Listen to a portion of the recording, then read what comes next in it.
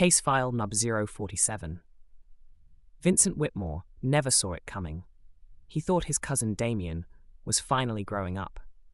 After years of showing up only at Christmas dinners, suddenly Damien was bringing groceries every Tuesday, helping with household repairs, and acting like the caring family member Vincent had always hoped he could be.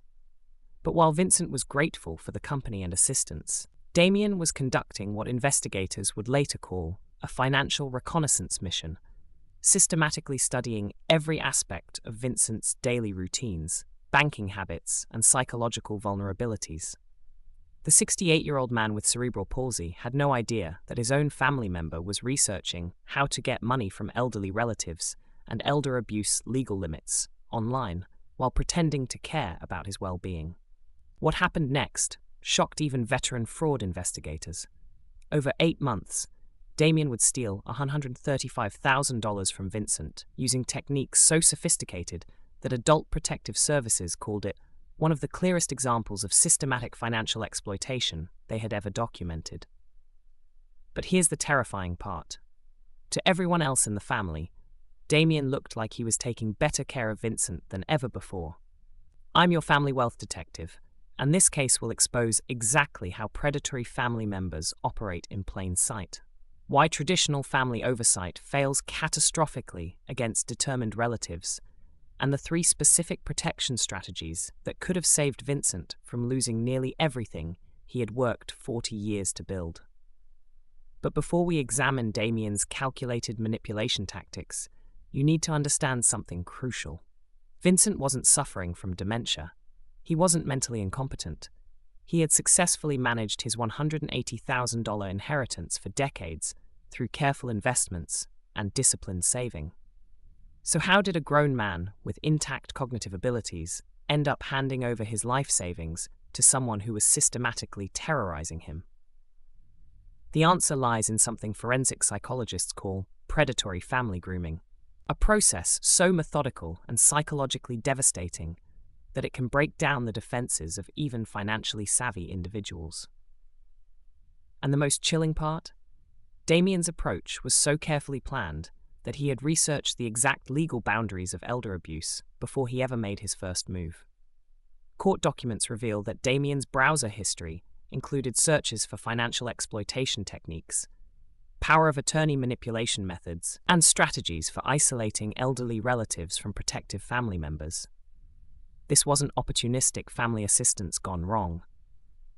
This was premeditated financial predation disguised as family care.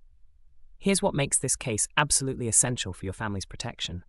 Damien's techniques are being replicated by predatory relatives across the country right now. The warning signs that Vincent's family completely missed are probably visible in your own extended family dynamics.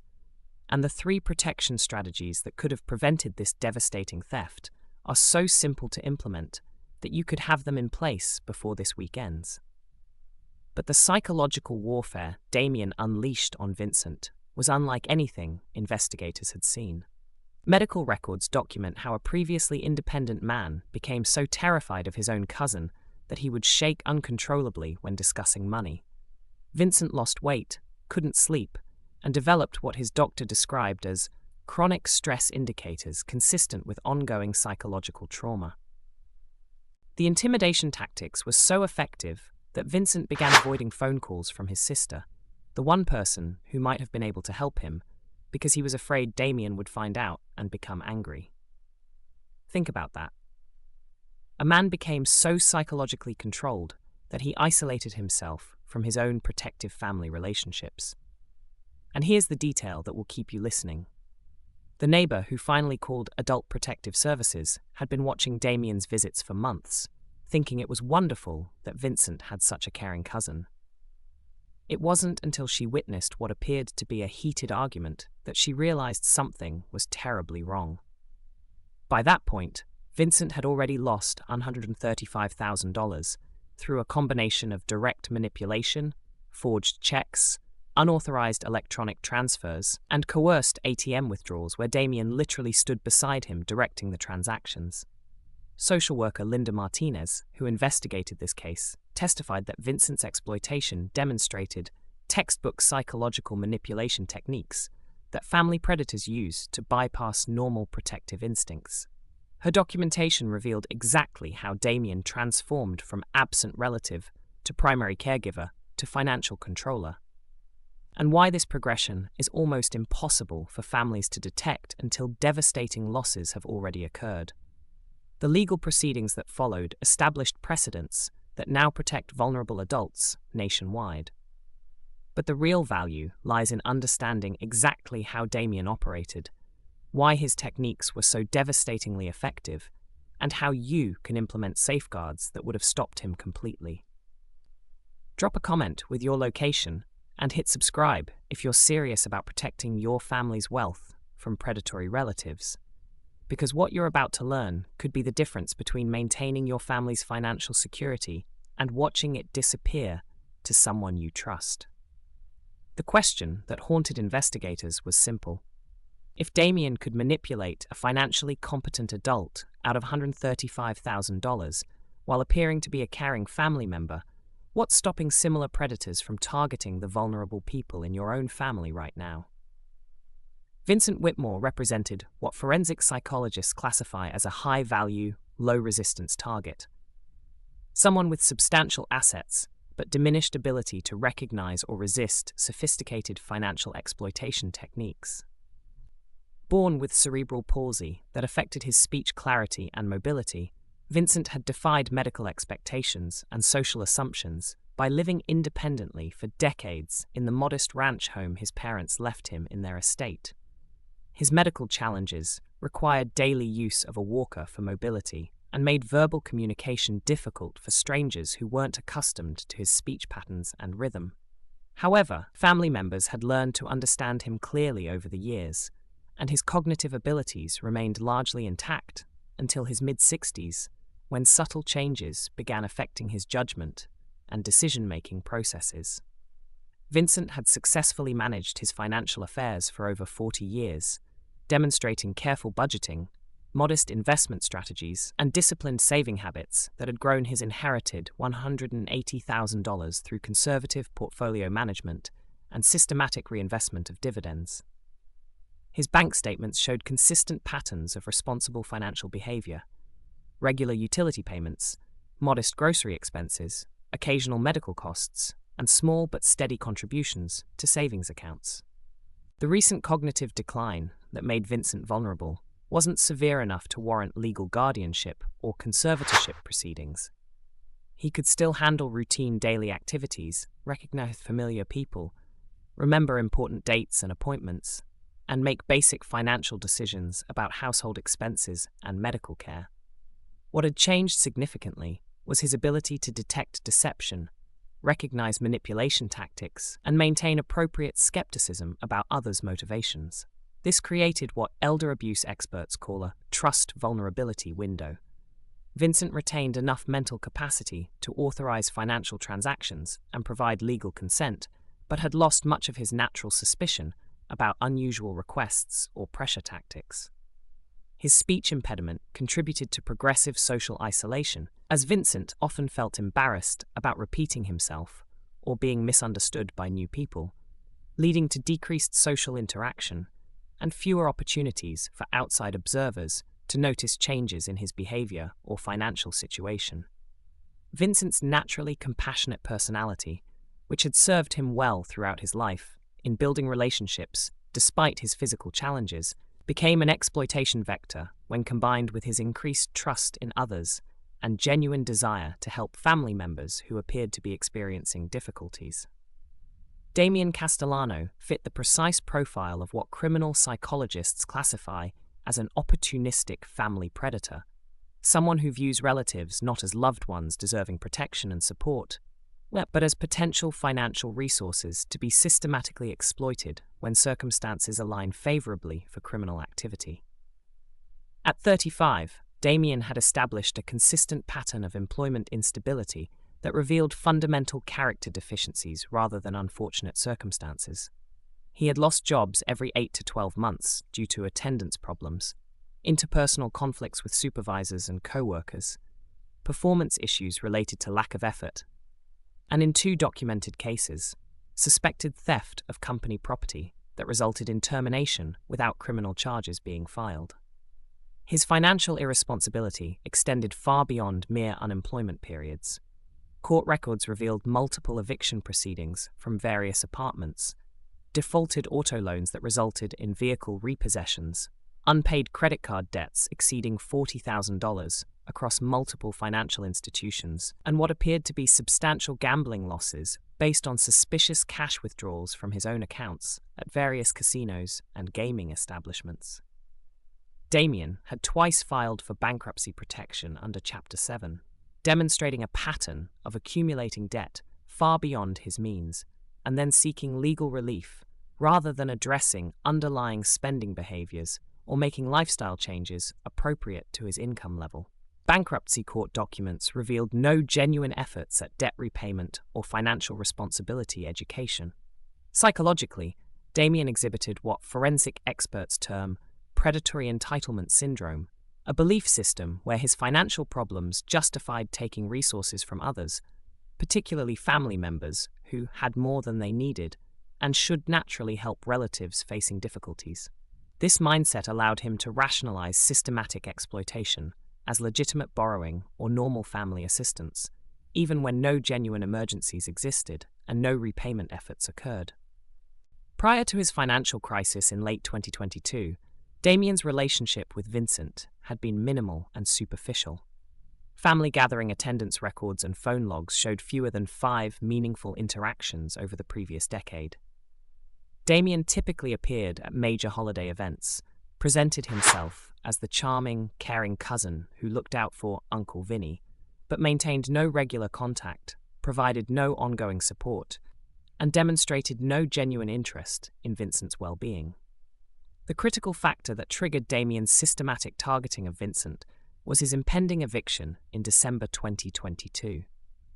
Facing homelessness and having exhausted traditional borrowing sources, including family members who had previously assisted him, Damien began methodically evaluating extended family members for exploitation potential based on their asset levels, vulnerability factors, and accessibility for regular contact.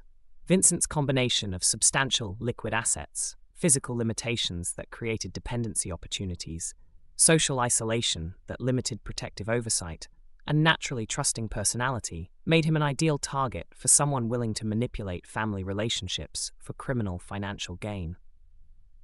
The Whitmore family structure inadvertently enabled Vincent's victimization through what social workers call protective responsibility diffusion, a common situation where multiple family members assume others are providing adequate oversight and support, resulting in insufficient monitoring of a vulnerable person's well-being and creating opportunities for predatory relatives to operate undetected. Vincent's sister Marjorie lived 3 states away and maintained contact primarily through weekly phone calls on Sunday evenings. She had always respected Vincent's independence and took considerable pride in his self-sufficiency despite his physical disabilities. When Damien began visiting regularly and helping with errands, Marjorie interpreted this as evidence of family maturity and personal growth, actually feeling relieved that someone was providing local support for her brother. Extended family members followed similar patterns, maintaining holiday and birthday contact, but relying on the assumption that Vincent's demonstrated independence meant he didn't require active protective oversight or intervention. This created critical, monitoring gaps that sophisticated family predators routinely exploit by positioning themselves as the primary caregiver while actually isolating victims from other protective relationships. The family exhibited classic supervision blindness, interpreting increased attention from a previously absent relative as positive behavioral change rather than potential predatory positioning.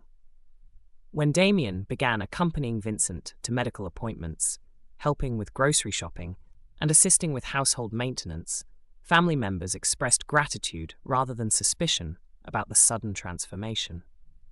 This positive interpretation of dramatic behavioral changes is one of the most common factors that enable family financial exploitation to continue undetected for extended periods.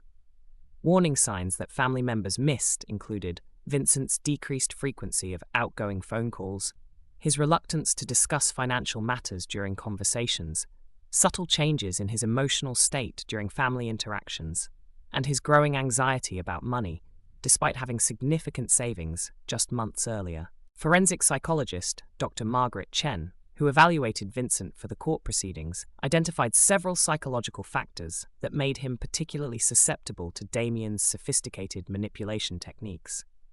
The combination of recent mild cognitive decline with retained decision-making capacity created what Dr. Chen termed a trust vulnerability window. Vincent maintained enough mental acuity to authorize financial transactions and provide legal consent, but had lost much of his natural skepticism about others' motivations and ability to recognize deception tactics. Vincent's lifelong pattern of conflict avoidance developed partly as a coping mechanism for his communication challenges and social interactions, made him extremely vulnerable to intimidation tactics. Rather than risk confrontation or misunderstanding, Vincent would typically agree to requests that made him uncomfortable, hoping the situation would resolve peacefully without requiring assertive resistance. His natural compassion, evident throughout his life in his treatment of others, despite facing his own significant challenges, became an exploitation vector when combined with family loyalty expectations and guilt manipulation techniques that portrayed financial assistance as normal family obligation rather than criminal exploitation. If this detailed case analysis is helping you understand family financial crime patterns, hit that like button. It helps me reach more families who need this protective education. Between January and March 2023, Damien executed what criminal investigators call a reconnaissance phase, systematically studying Vincent's routines, financial habits, psychological vulnerabilities, and family relationships while establishing himself as an indispensable support person.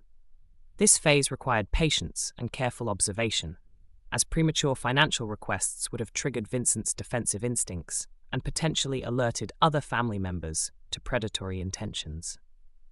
Damien's weekly visit pattern began with carefully calculated innocuousness, arriving every Tuesday afternoon with groceries from Vincent's preferred supermarket and offers to help with household maintenance tasks that Vincent found increasingly difficult to manage independently. To external observers, including family members who learned about these visits through Vincent's casual mentions during phone calls, this appeared to represent genuine family care and evidence of Damien's personal maturation into a more responsible adult. During these extended visits, Damien conducted what forensic analysts call vulnerability mapping, systematically learning about Vincent's banking schedules, identifying which days he typically handled financial tasks, observing his methods for managing bills and investment accounts, and carefully noting his emotional responses to different topics of conversation. Damien paid particular attention to Vincent's struggles with modern technology, his reliance on written notes for important information, and his patterns of social interaction with neighbors and service providers. The intelligence gathering extended comprehensively to Vincent's relationships with other family members. Damien learned when Marjorie typically called how often other relatives contacted Vincent, which family members had knowledge of his financial situation, and what topics of conversation were routine versus unusual. This information would later prove crucial for Damien's systematic isolation tactics and information control strategies. Significantly, Damien made absolutely no financial requests during this 3-month period. Criminal behavior experts recognize this restraint as clear evidence of sophisticated planning rather than impulsive opportunism or genuine family assistance motivations. Damien was establishing what psychologists call dependency conditioning, making Vincent increasingly reliant on his assistants for transportation, shopping, household maintenance, and social interaction while positioning himself as the primary source of local family support and care. The psychological conditioning included subtle undermining of Vincent's confidence in his ability to manage independently. Damien would express concern about Vincent's safety, mention news stories about elderly people being victimized by scammers, emphasize the dangers of social isolation, and suggest that Vincent's cognitive changes made him vulnerable to exploitation by strangers. These conversations planted seeds of anxiety about Vincent's vulnerability, while simultaneously positioning Damien as his protector and advocate. Banking records from this period show no unusual financial activity whatsoever, confirming that Damien's focus was entirely on establishing trust, dependency, and comprehensive understanding of Vincent's financial systems. Vincent's phone records indicate increased communication with Damien and slightly decreased contact with other family members, as Damien began intercepting some calls and positioning himself as Vincent's information conduit to the broader family network. April 2023 marked the critical transition from reconnaissance to active exploitation, beginning with what forensic psychologists term financial compliance testing. Carefully calculated small requests designed to establish precedents for money transfers while assessing Vincent's resistance levels, decision-making processes, and potential for reporting unusual requests to other family members. On April 15, 2023, Damien made his first financial request, exactly $500 for car repairs allegedly needed to keep visiting and helping Vincent with his weekly needs. The timing was carefully calculated. Damien had just finished helping Vincent with spring yard cleanup and minor home maintenance, creating a context where Vincent felt genuinely grateful and somewhat indebted for the assistance. The amount was significant enough to represent real money, but small enough to avoid triggering major concerns or requiring consultation with other family members. The psychological framing proved crucial to the request's success. Damien presented this not as personal financial assistance, but as necessary infrastructure for continuing to provide care and support for Vincent. This framing expertly exploited Vincent's growing dependency while making refusal seem selfish and short-sighted. Banking records show Vincent authorized the electronic transfer that same day, establishing the first critical compliance precedent. 3 weeks later, on May 8, 2023, Damien escalated with a $1,200 request for emergency rent assistance to avoid immediate eviction from his apartment. This second request introduced several sophisticated manipulation elements: artificial urgency that bypassed Vincent's natural deliberation process, a significantly larger amount to test expanded compliance boundaries, and emotional manipulation about potential homelessness that triggered Vincent's compassionate instincts and family loyalty feelings. The rent emergency was entirely fabricated. Subsequent investigation of Damien's housing situation revealed he was current on rent payments through financial assistance from his girlfriend's family. The crisis justification was a calculated psychological technique designed to create time pressure that prevented Vincent from seeking advice from other family members or conducting rational cost-benefit analysis of the request. Vincent's hesitation with the larger amount prompted Damien's first documented use of guilt manipulation tactics. Phone records captured Damien expressing disappointment about family not helping family and suggesting that Vincent's reluctance indicated a lack of appreciation for Damien's caregiving efforts and dedication. This emotional pressure technique proved highly effective against Vincent's conflict-avoidant personality and desire to maintain harmonious family relationships. Banking security footage from May 8th shows Vincent appearing visibly anxious and confused during the transaction, requiring multiple attempts to complete the electronic transfer due to his obvious nervousness and uncertainty. The bank teller later testified that Vincent seemed upset and pressured, but provided proper identification and authorization codes, meeting all legal requirements for transaction approval. These initial financial successes established what criminal psychologists call compliance precedent, psychological conditioning that makes future, progressively larger requests easier to obtain through reference to previous agreements and established patterns of family financial assistance. June through August 2023 witnessed a dramatic and calculated transformation in Damien's approach, as initial financial success emboldened him to abandon subtle manipulation tactics in favor of direct intimidation and psychological coercion. This phase demonstrated classic escalation patterns consistently observed in family financial abuse cases, where perpetrators transition from psychological manipulation to what experts term psychological terrorism. The escalation began with noticeable behavioral changes during Damien's visits to Vincent's home. Previously patient and accommodating, he became increasingly demanding and volatile when discussing any financial matters. Vincent later testified that Damien would arrive at unpredictable times, often appearing agitated and immediately raising money-related topics without the previous social conversation and relationship maintenance that had characterized earlier visits. Damien's intimidation arsenal included systematic isolation threats, specifically designed to exploit Vincent's greatest fear, being abandoned and left completely alone. "Who else is going to check on you if something happens to me?" became a recurring theme, with Damien methodically undermining Vincent's confidence in other family relationships. He convinced Vincent that other relatives were too busy with their own lives to provide genuine support or care about his well-being. The guilt manipulation intensified significantly during this period. Damien would arrive with increasingly elaborate fabricated stories about financial crises, employment problems, legal troubles, and family emergencies, always framing his requests as temporary assistance that demonstrated normal family loyalty and mutual support. When Vincent showed reluctance or requested time to consider larger requests, Damien's demeanor would shift dramatically to explosive anger and emotional volatility. Multiple neighbors reported hearing raised voices emanating from Vincent's typically quiet home during this period, with one witness describing seeing Vincent looking scared and confused while standing in his doorway as Damien gestured aggressively toward him. These public displays of intimidation violated Damien's previous careful maintenance of a caring cousin image and demonstrated his increasing desperation and decreasing concern about detection. The psychological impact on Vincent was severe and measurable.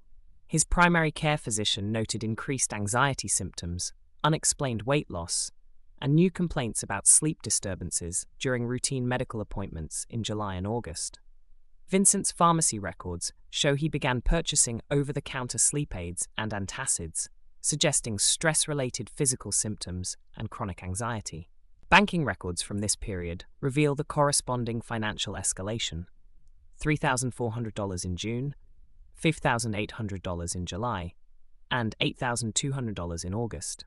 Each request was accompanied by increasingly elaborate crisis narratives and progressively shorter timeframes for decision-making. Vincent's attempts to suggest smaller amounts or delayed timing were met with accusations of selfishness and explicit threats of relationship termination. The intimidation tactics proved devastatingly effective because they systematically exploited Vincent's core psychological vulnerabilities. His profound fear of confrontation, his desperate desire to maintain family relationships, and his growing practical dependency on Damien for assistance with daily tasks and social interaction. September and October 2023 represented the culmination of Damien's sophisticated exploitation strategy, as he achieved complete psychological domination over Vincent, while implementing multiple simultaneous theft methods that maximized financial extraction while minimizing detection risks. This final phase demonstrated sophisticated criminal planning combined with escalating desperation as Damien's own financial pressures intensified due to gambling debts and lifestyle expenses. The breakthrough moment occurred on September 12, 2023, when Damien convinced Vincent to provide complete online banking access credentials under the carefully constructed pretense of helping with technology and protecting against scammers who target people like you. This request expertly exploited Vincent's documented struggles with digital banking interfaces and his increased confusion about online security protocols and password management. Once Damien gained comprehensive digital access to Vincent's accounts, he implemented what forensic investigators call a dual-track theft approach that maximized financial extraction while maintaining psychological control. Direct manipulation continued through in-person visits, where Damien would present fabricated emergencies requiring immediate cash transfers, while unauthorized electronic transactions occurred between visits to avoid real-time oversight and questioning. Forensic banking analysis revealed Damien's sophisticated understanding of financial institution transaction limits and monitoring systems. He structured electronic transfers to remain below daily limits, that would trigger automatic security holds, spread transactions across multiple days to avoid suspicious pattern detection, and used Vincent's legitimate payee list to add his own accounts for routine transfers that appeared normal to automated monitoring systems. The psychological domination reached complete effectiveness during this period. Vincent's testimony described being scared all the time and feeling trapped in his own home. He began avoiding phone calls from other family members out of fear that Damien would discover these conversations and become angry about potential interference with their relationship. This self-imposed isolation was exactly what Damien required to operate without external interference or oversight. Multiple sophisticated theft vectors operated simultaneously during October 2023. $12,400 in direct requests supported by elaborate crisis narratives, $8,800 in unauthorized electronic transfers using compromised banking credentials, $4,200 in forged checks utilizing Vincent's home checkbook, and $1,600 in coerced ATM withdrawals, where Damien accompanied Vincent to machines and directed the transactions while providing emotional support and reassurance. The total theft during this 2-month period reached $27,000, representing more than 20% of Vincent's available liquid assets. The acceleration demonstrated Damien's increasing desperation and decreasing concern about detection, as his gambling debts and lifestyle expenses continued growing despite the substantial theft amounts flowing into his accounts. Vincent's attempts to resist during this period were met with increasingly severe intimidation, including Damien's explicit threats to disappear forever and leave Vincent completely alone if the financial assistance ended. These abandonment threats proved devastating to Vincent's psychological state and ensured continued compliance despite his growing fear, confusion, and recognition that something was fundamentally wrong with the situation. Share this case study with anyone who has elderly parents or manages family finances. These warning signs could prevent devastating financial abuse. On November 3, 2023, neighbor Margaret Stevens made the phone call that would finally expose Damien's 8-month systematic exploitation of Vincent. Stevens, a retired nurse who lived next door to Vincent for over 15 years, had observed Damien's increasingly frequent visits and heard raised voices emanating from Vincent's typically quiet home. Her concern peaked when she witnessed Vincent appearing visibly distressed while standing in his doorway, as Damien gestured aggressively toward him during what appeared to be a heated argument about money. Adult Protective Services responded within 24 hours of Stevens' report, assigning social worker Linda Martinez to conduct the initial assessment. Martinez's 15 years of elder abuse investigation experience immediately recognized what she later described in court testimony as classic indicators of ongoing financial exploitation combined with psychological intimidation. Vincent's visible anxiety when discussing family relationships, his reluctance to make eye contact when money topics arose, and his repeated nervous glances toward his phone during the interview suggested someone living under constant psychological duress. The preliminary investigation revealed banking irregularities that confirmed Martinez's suspicions about financial exploitation. Vincent's account statements showed highly unusual withdrawal patterns, electronic transfers to unfamiliar recipients, and transaction frequencies that directly contradicted his historically conservative financial management patterns documented over decades. Phone records indicated dramatically decreased communication with long-term family contacts and increased calls to and from Damien's number, suggesting systematic isolation tactics. Martinez's detailed documentation noted Vincent's physical symptoms of chronic stress, unexplained weight loss, hand tremors when discussing finances, and what appeared to be chronic sleep deprivation. These observations, combined with the clear financial evidence, provided sufficient grounds for a comprehensive criminal investigation under state elder financial abuse statutes. The prosecution retained certified fraud examiner Dr. Michael Peterson to conduct comprehensive forensic analysis of Vincent's financial records spanning the entire exploitation period. Peterson's examination revealed what he termed textbook predatory transaction patterns that demonstrated systematic criminal planning rather than opportunistic theft, or legitimate family financial assistance gone wrong.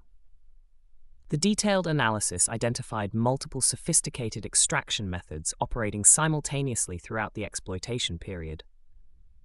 Direct manipulation requests supported by fabricated emergency narratives, unauthorized electronic transfers using compromised banking credentials, forged check transactions utilizing Vincent's home checkbook, and coerced ATM withdrawals where Damien accompanied Vincent specifically to direct transactions. Peterson's timeline analysis proved crucial for establishing criminal intent and premeditation. The systematic escalation from small initial requests to large unauthorized transfers, combined with the strategic timing of transactions to avoid banking security protocols, demonstrated sophisticated knowledge of financial systems and deliberate criminal planning rather than impulsive opportunism or genuine family assistance. The forensic examination revealed zero reciprocal benefits flowing from Damien to Vincent, comprehensively debunking any potential defense claims of legitimate family financial assistance or informal loan arrangements. Credit card records, employment documentation, and lifestyle analysis proved conclusively that none of Damien's claimed financial emergencies were legitimate, establishing a clear pattern of systematic deception and fabricated crisis narratives. Peterson's expert testimony quantified the total theft at exactly $135,000 across 8 months, with detailed documentation of each transaction method and the specific psychological manipulation techniques used to obtain Vincent's authorization for transactions he believed represented voluntary family assistance rather than criminal exploitation. Prosecutor Assistant District Attorney Rachel Kim built the comprehensive case around demonstrating systematic deception combined with psychological coercion that invalidated any claims of voluntary financial assistance or legitimate family support. The prosecution's strategy focused specifically on proving that Vincent's mental capacity remained sufficient for normal financial decisions, but was systematically undermined through intimidation and sophisticated manipulation techniques. Audio recordings captured during court-supervised visits revealed Damien's documented intimidation tactics, including explicit threats of abandonment, explosive anger when requests were questioned, and systematic guilt manipulation about family loyalty obligations and mutual support expectations. These recordings provided crucial evidence of the psychological coercion that legally distinguished criminal exploitation from legitimate family financial assistance. Banking security footage showed Vincent's obvious distress during coerced transactions, directly contradicting defense claims that the money transfers represented willing family help, provided without pressure or coercion. Medical expert testimony established that Vincent's cognitive decline was insufficient to warrant guardianship, but significant enough to increase his vulnerability to sophisticated manipulation tactics employed by trusted family members. Digital forensics revealed that Damien had extensively researched elder abuse laws and financial exploitation techniques online before beginning his systematic targeting of Vincent, demonstrating clear premeditation and sophisticated criminal planning. Browser history analysis showed specific searches for how to get money from elderly relatives, elder abuse legal limits, and power of attorney exploitation methods, proving conscious criminal intent rather than family assistance that accidentally crossed legal boundaries. The prosecution successfully argued that Damien's systematic isolation of Vincent from protective family relationships, combined with escalating intimidation tactics and fabricated crisis narratives, constituted criminal financial exploitation regardless of Vincent's technical legal capacity to authorize individual transactions.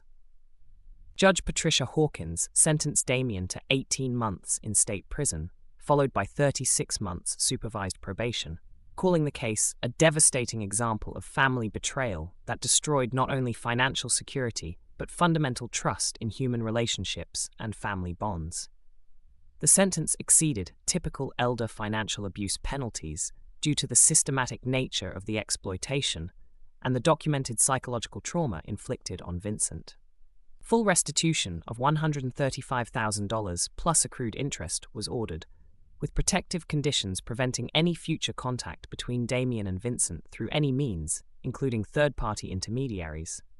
The restitution order included specific provisions protecting the judgment against bankruptcy discharge, ensuring Vincent's financial recovery regardless of Damien's future financial circumstances or legal maneuvering. Judge Hawkins' detailed sentencing statement established important legal precedent by formally recognizing psychological harm as equivalent to physical harm in elder abuse cases. The court explicitly acknowledged that Damien's systematic emotional terrorism and psychological manipulation caused trauma extending far beyond the financial losses, validating the prosecution's argument that psychological coercion constitutes criminal assault under state law. The case established new evidentiary standards for prosecuting family financial abuse cases, particularly regarding the admissibility of expert testimony about psychological manipulation techniques and the use of digital evidence to prove premeditation and criminal planning. Legal analysts noted that the comprehensive approach to evidence collection and the formal recognition of psychological harm as criminal damage would significantly influence future elder abuse prosecutions nationwide, providing stronger tools for protecting vulnerable adults from predatory family members. The most effective protection against sophisticated family financial exploitation requires implementing what banking security experts call distributed authority systems, comprehensive financial safeguards that prevent any single individual from gaining complete control over a vulnerable person's assets while preserving appropriate independence and maintaining healthy family relationships. Establish mandatory dual signature requirements for all transactions exceeding $500, ensuring that financial decisions involve multiple trusted parties who can provide objective assessment of requests and identify potential manipulation attempts before significant losses occur. This system creates natural cooling-off periods that allow emotional pressure tactics to dissipate while maintaining legitimate family financial assistance capabilities for genuine emergencies and normal support needs. Monthly financial review protocols should involve geographically distributed family members who maintain independent communication with the vulnerable individual through separate contact schedules. These structured reviews create regular opportunities to identify unusual transaction patterns, assess the person's emotional state regarding money matters, and detect systematic isolation attempts by potential predators who seek to control information flow. Professional financial oversight through certified elder law attorneys or licensed fiduciaries provides quarterly independent review of major financial decisions, investment strategies, and estate planning updates. This professional involvement creates comprehensive legal documentation of competent financial management while establishing relationships with trained advocates who can identify and respond to exploitation attempts using legal tools and protective interventions. The distributed authority approach prevents the dangerous concentration of financial control that enables systematic exploitation while preserving dignity and appropriate independence for individuals with mild cognitive changes. Cost-benefit analysis consistently demonstrates that prevention expenses represent minimal fractions of potential theft losses, making professional oversight economically justified for assets exceeding $50,000 and essential for larger estates requiring comprehensive protection. Geographic distribution of oversight responsibilities ensures that local predators cannot systematically isolate victims from all protective relationships, while clear documentation requirements create legal evidence trails that deter criminal activity and support prosecution efforts when prevention fails. Modern banking technology provides sophisticated tools for detecting and preventing elder financial abuse through automated monitoring systems that identify suspicious transaction patterns without requiring constant human oversight or compromising personal privacy and independence. Real-time transaction alerts should be configured to notify multiple family members immediately when transactions exceed predetermined thresholds, when new payees are added to accounts, or when unusual geographic or timing patterns occur that deviate from established normal behavior. These automated alerts create rapid response capabilities that can halt systematic exploitation before significant losses accumulate, and provide early warning systems for family intervention. Geographic spending restrictions prevent transactions outside predetermined areas without specific authorization from multiple parties, effectively blocking common exploitation tactics, where perpetrators attempt to access funds from distant locations or through unfamiliar financial institutions. Daily spending limits and vendor-specific controls ensure that legitimate routine expenses continue normally, while blocking unusual large expenditures that characterize exploitation attempts. Banking institutions increasingly offer comprehensive, trusted contact programs that create formal notification systems when unusual activity occurs, providing legal frameworks for family member involvement in financial protection without compromising account privacy or individual independence. These programs establish clear protocols for bank personnel to follow when concerned about potential exploitation, creating professional intervention opportunities. Monthly automated financial summary reports distributed to multiple family members create transparency about spending patterns and account balances without requiring constant monitoring or invasive oversight. These reports enable family members to identify concerning trends and unusual activity patterns while respecting appropriate privacy boundaries and maintaining normal family relationships. Advanced monitoring systems can detect patterns associated with common exploitation techniques, systematic escalation of withdrawal amounts, unusual electronic transfer activities, new payee additions coinciding with behavioral changes, and transaction clustering that suggests coercion or manipulation. Technology-assisted monitoring provides objective documentation that supports both prevention efforts and legal intervention when criminal activity is detected. Comprehensive legal documentation creates powerful deterrent effects against potential family predators, while establishing clear frameworks for legitimate family financial assistance that protect both vulnerable individuals and well-intentioned relatives from future misunderstandings or legal complications.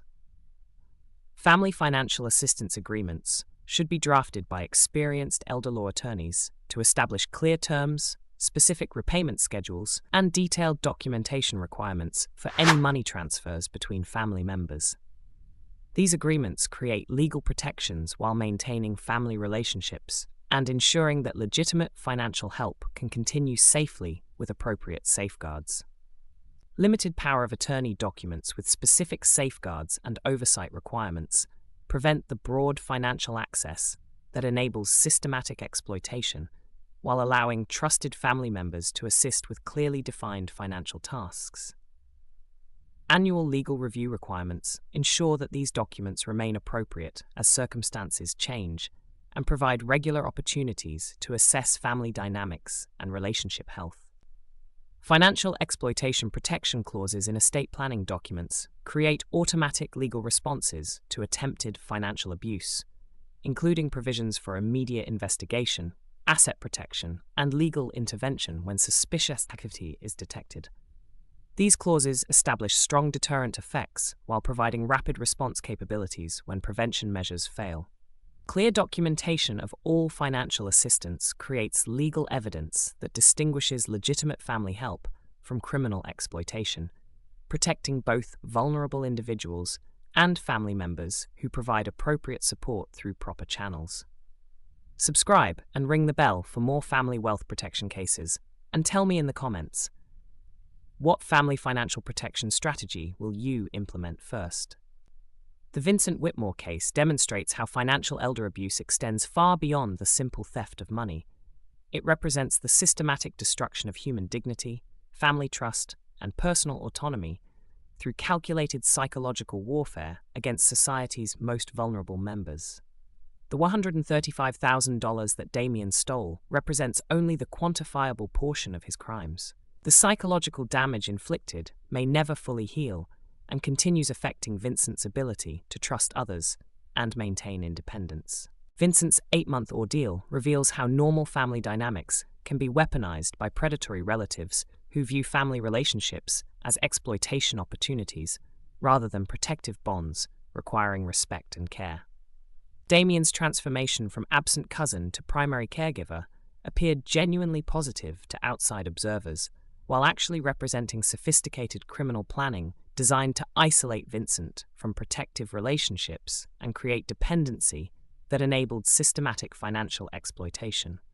The case establishes crucial legal precedent by formally recognizing psychological coercion as criminal assault, equivalent to physical violence.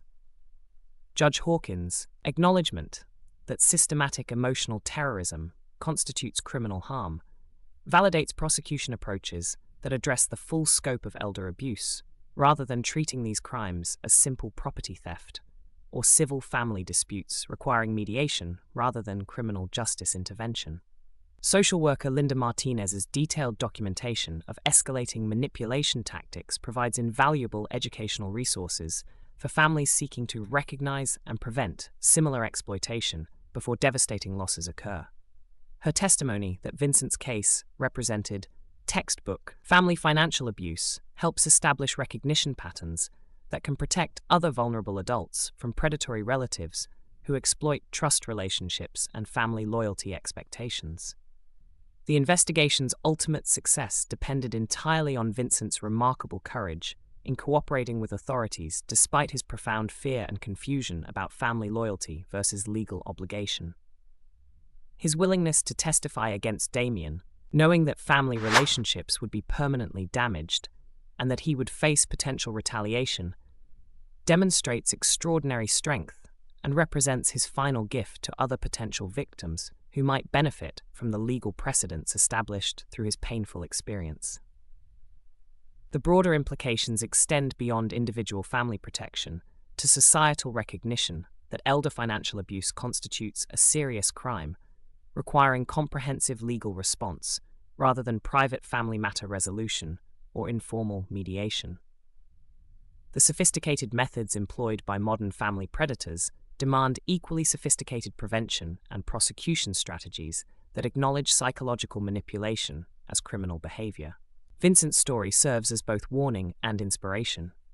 A detailed examination of how predatory family members systematically identify and exploit vulnerable relatives, combined with proof that these crimes can be successfully prosecuted when victims receive appropriate support and protection from trained professionals who understand the complex dynamics involved.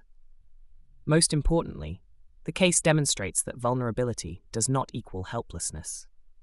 With proper safeguards, active family support, and comprehensive legal protections, individuals with disabilities and cognitive changes can maintain their independence and dignity while remaining protected from those who would exploit their trust and compassion for criminal financial gain. Vincent's courage in coming forward ultimately protects countless other vulnerable adults who might otherwise fall victim to similar predatory behavior. The educational value of Vincent's experience will continue protecting families for decades, as his case provides clear examples of warning signs, exploitation techniques, and effective intervention strategies that can prevent similar devastating financial and psychological crimes.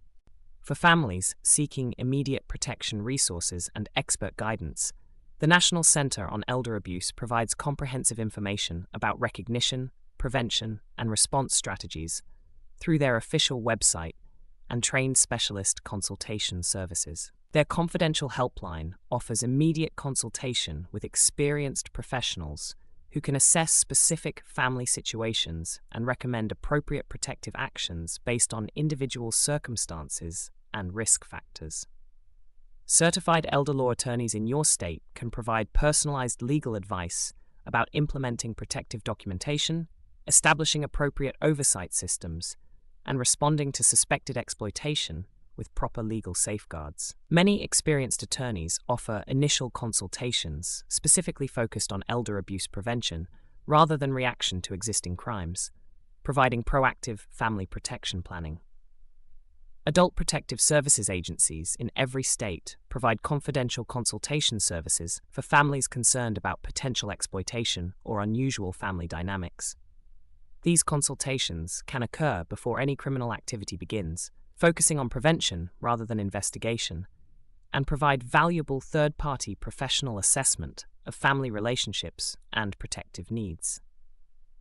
The Eldercare Locator, operated by the Administration on Aging, connects families with local resources, including certified financial planners who specialize in elder financial protection, support groups for families dealing with exploitation, and educational programs that teach recognition and prevention techniques for family financial crimes.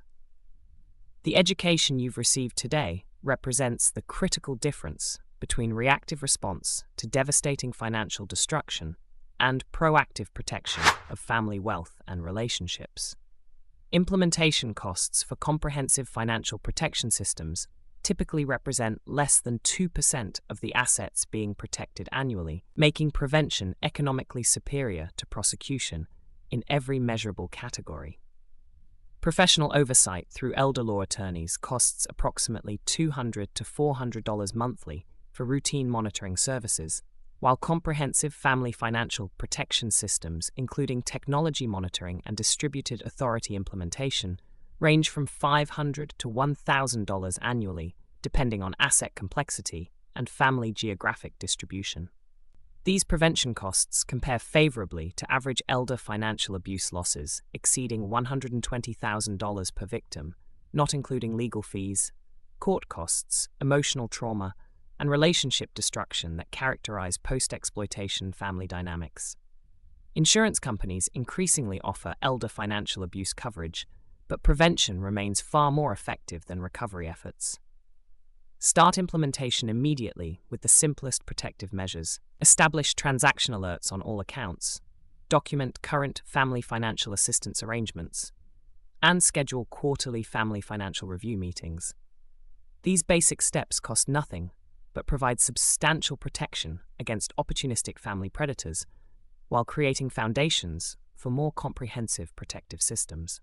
Professional consultation with certified elder law attorneys should occur within 30 days for families with vulnerable members and assets exceeding $100,000, as early intervention prevents exploitation far more effectively than post-crime prosecution and recovery efforts. Remember Vincent's extraordinary courage in sharing his painful story through legal cooperation that established protective precedents for thousands of other vulnerable adults nationwide. Your commitment to implementing family financial protection strategies continues his legacy while safeguarding your own family's security and preserving the trust relationships that matter most. Share this comprehensive case analysis with friends, family members, and community groups who might benefit from understanding these sophisticated exploitation techniques and prevention strategies. Elder financial abuse affects families across all economic levels and geographic regions, making community education essential for widespread protection. Join our growing community of families committed to wealth protection and relationship preservation by subscribing and engaging with future case studies. Each investigation provides additional tools and techniques for recognizing and preventing family financial crimes before devastating losses occur. Comment below with your location and the protection strategy you'll implement first. Your engagement helps other families in your area connect with local resources and share prevention experiences. Geographic community building creates support networks that enhance individual family protection efforts. The Family Wealth Detective mission continues with each family that implements protective measures and each vulnerable adult who remains safe from predatory exploitation. Your education and action today prevents future victims and preserves family wealth across generations. This concludes Case File number 047. The next investigation will examine how adult children exploit aging parents through healthcare manipulation tactics and medical decision-making control. Until then, protect your family's wealth, preserve the relationships that matter most, and remember that prevention always surpasses prosecution in protecting what you value.